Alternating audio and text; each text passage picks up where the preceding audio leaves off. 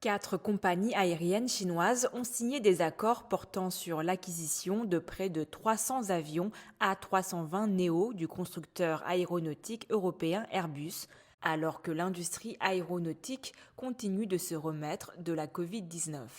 Les accords, d'une valeur totale de 37 milliards de dollars sur la base du prix du catalogue, sont les plus grosses commandes d'avions neufs passées par des compagnies chinoises depuis le déclenchement de la pandémie.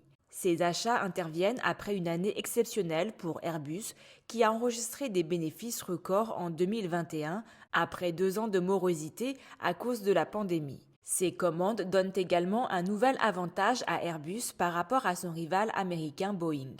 Air China a commandé 64 appareils A320neo, sa filiale holding Shenzhen Airlines 32, China Eastern Airlines 100 et China Southern Airlines 96. Les nouveaux appareils devraient être livrés entre 2024 et 2027, ont précisé le 1er juillet les compagnies aériennes et Airbus. Au cours de la dernière décennie, Airbus a continué d'augmenter ses investissements en Chine et a travaillé plus étroitement avec l'industrie locale.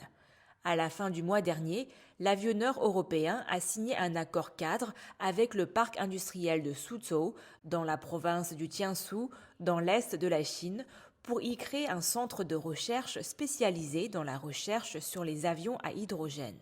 Fin mai, la taille de la flotte d'Airbus en Chine continentale dépassait 2070 appareils, soit une part de marché de 53%.